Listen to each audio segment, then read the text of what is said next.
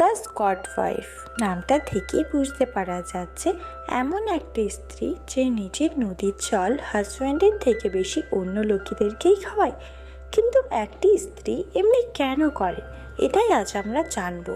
মুভির শুরুতে আমরা প্যাট্রিসিয়া নামের একটি মেয়েকে দেখতে পাই যে রিসেন্টলি তার বাচ্চাকে হারিয়েছিল, আর এই কারণেই তাকে বাড়িতেই থাকতে হতো। প্যাট্রিসিয়া একজন হাউসওয়াইফ ছিল, তাই তার কাছে অনেক বেশি ফাঁকা সময় ছিল।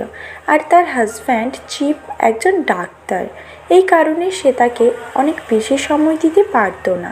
প্যাট্রিসিয়ার সোফি নামের একটি ফ্রেন্ডও আছে, কিন্তু এখন সে শহরে ছিল না, তাই সে আরো বেশি একা ফিল করে। ততক্ষণে চিপ বাড়ি চলে এসেছিল, কিন্তু রাত্রে তাকে আবারও কাজে যেতে হবে, তাই সে প্যাট্রিসিয়াকে প্রমিস করে সে সকালে এসে তার সাথে ব্রেকফাস্ট করবে। এরপর চিপ সকালে তার কথা মতো চলে আসে, কিন্তু সে ব্রেকফাস্ট করে না কারণ তার অনেক ঘুম পাচ্ছে। যখন চিফ ঘুমোচ্ছিল, প্যাট্রিসিয়া তার সামনে নিজের নদীর জল নিজেই বের করার চেষ্টা করে। সেটা দেখে চিফেরও ঘুম ভেঙে যায়, কিন্তু সে কিছুই করে না আর আবারও ঘুমিয়ে পড়ে। এর পরের দিনটি প্যাট্রিসিয়া একাই কাটে এবং জানালার অন্যদিকে একটি মেয়েকে দেখতে পায়, এবং রাতের বেলা প্যাট্রিসিয়া দূরবীনে ওই জানালায় দেখে যেখানে সেই মেয়েটি একজনের সাথে নদীতে সাঁতার কাটছিল, যেটা দেখে প্যাট্রিসিয়া অবাক হয়ে যায় আর তারও ইচ্ছা হয়। তাই সে চিফকে কল করে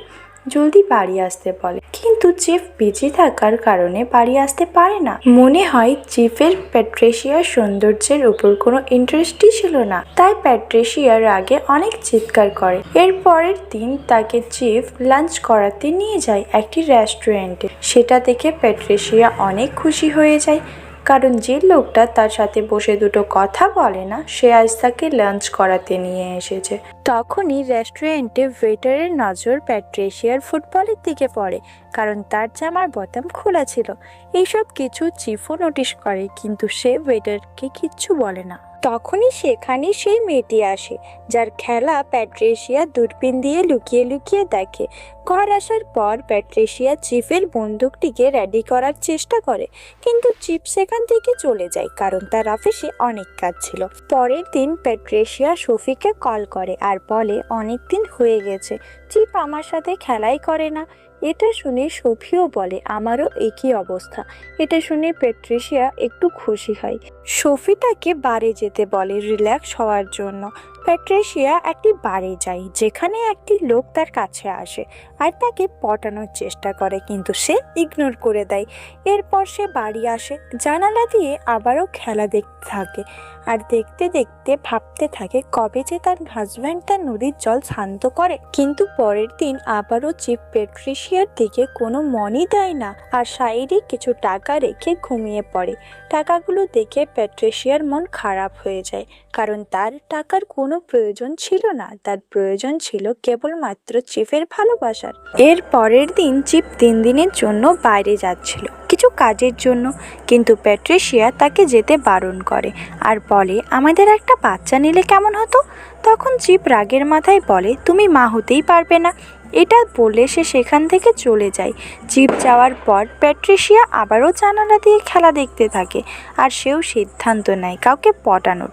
এরপর সে বাড়ি যায় যেখানে তাকে সবাই দেখতে থাকে, আর সেখানে তার দেখা হয় সেই মেয়েটির সাথে যাকে প্যাট্রিসিয়া প্রতিদিন নতুন নতুন লোকের সাথে খেলতে দেখে, আর তার নাম ক্রিস্টি, এবং তাদের কথা বলতে বলতে বন্ধুত্ব হয়ে যায়। এর পরের দিন চিফ বাড়ি আসে আর প্যাট্রিসিয়ার জন্য একটি টি শার্টও নিয়ে আসে। প্যাট্রিসিয়া আবারও তার সঙ্গে গেম খেলতে চেষ্টা করে, কিন্তু চিফ ইগনোর করে দেয়। এরপর আমরা দেখতে পাই ক্রিস্টির সঙ্গে চিফের চক্কর চলছে, আর এই কথা প্যাট্রিসিয়াও জানে না, আর ক্রিস্টিও জানে না যে সে প্যাট্রিসিয়ার হাজব্যান্ড। এরপর দেখতে পাই ক্রিস্টি ও চিফ মাস্ক পরে খেলা শুরু করে, আর তাদেরকে খেলতে প্যাট্রিসিয়াও জানালা থেকে দেখে ফেলে। এবার তো বুঝতেই পারছো এমনি কাণ্ড দেখে তার কতটা খারাপ লাগা উচিত। এটা দেখে সঙ্গে সঙ্গে সে ক্রিস্টির বাড়ি চলে যায়, কিন্তু তখন পর্যন্ত সেখান থেকে চিফ চলে গিয়েছিল। প্যাট্রিসিয়া তাকে বলে যে চিফ আমার হাজব্যান্ড। তখন ক্রিস্টি বলে এটা আমার জানা ছিল ছিল না, আর বলে চিপ তো শুধুমাত্র আমার একটি কাস্টমার, আর আমি শুধুমাত্র টাকার জন্যই এইসব করি। এইসব শুনে প্যাট্রিশিয়াও একটু শান্ত হয়। আর বাড়ি ফিরে আসার পর ক্রিস্টি প্যাট্রিশিয়াকে মেসেজ করে আর তাকে সরি বলে এবং তার সাথে দেখা করতেও ডাকে, যেখানে ক্রিস্টি তাকে নিজের কাজটির ব্যাপারে বলে যে সে একজন স্টুডেন্ট এবং টাকার জন্য বিভিন্ন লোকের সাথে এসব করে। আর এবার ক্রিস্টি নিজের পড়াশোনার জন্য অন্য শহরে যাবে, তাই ক্রিস্টি তাকে নিজের জায়গাটি চাইলে নিতেও বলে। আমি সকলের নাম্বার তোমাকে দিতে পারি। আর ক্রিস্টি এটাও বলে যে আমি নিজের নিরাপদের জন্য সকলের ভিডিও রেকর্ড করে রেখেছি। এর পরের দিন চিফের বন্ধুরা তাদের বাড়ি আসে, যেখানে জেমস নামের একজন প্যাট্রিশিয়ার অনেক প্রশংসা করে। সে নিজের সৌন্দর্যের এত প্রশংসা শুনে মনে মনে সিদ্ধান্ত নেয়, এবার থেকে আমি ক্রিস্টির কাজটা করব। কিন্তু কেউ যাতে বুঝতে না পারে তাই ক্রিস্টি প্যাট্রিশিয়াকে নিজের পারফিউমটা দেয় আর সঙ্গে একটি চাকু রাখতে বলে নিজের নিরাপদের জন্য। এরপর ক্রিস্টির তাকে শেখায় কিভাবে সবাইকে হ্যান্ডেল করবে এবং পুরুষদের কীভাবে খুশি করতে হয়। ক্রিস্টি যাওয়ার পর প্যাট্রিশিয়া ক্রিস্টির নাম্বার থেকে চিফকে মেসেজ করে কথা বলতে থাকে। চিফের এইসব কাণ্ড দেখে প্যাট্রিশিয়া মনে মনে অনেক দুঃখ পায়, কিন্তু সে এবার দুঃখ নয়, এনজয় করবে। এরপর সেও ক্রিস্টির মতো একটি ক্যামেরা তার রুমে লুকিয়ে লাগিয়ে দেয় এবং তারপর সে চিফের বন্ধু জেমসকে ডাকে এবং তার ঘরের গাড়িতে চেপে নিজের শখ পূরণ করতে থাকে।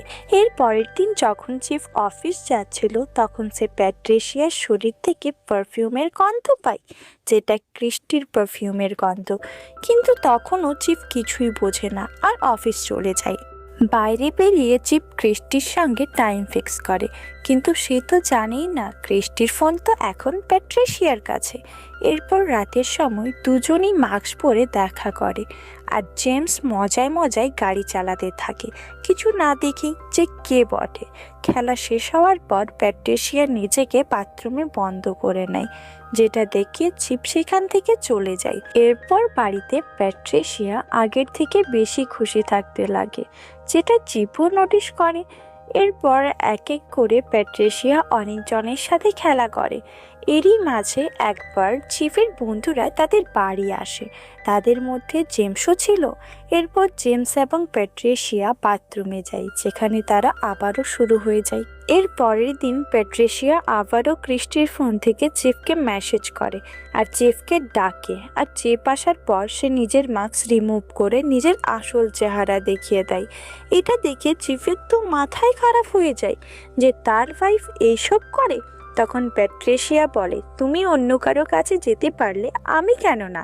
তখন চিফ প্যাট্রিশিয়াকে মারতে শুরু করে, কিন্তু তখনই প্যাট্রিশিয়াও চাকু বার করে এবং তাকে আঘাত করে দেয়।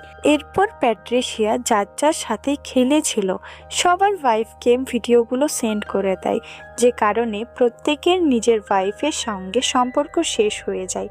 ওই লোকেদের মধ্যে একজন প্যাট্রিশিয়ার সঙ্গে দেখা করে আর তাকে গুলি করতে যায়, কিন্তু পরে লোকটি নিজেকেই গুলি করে নেয়।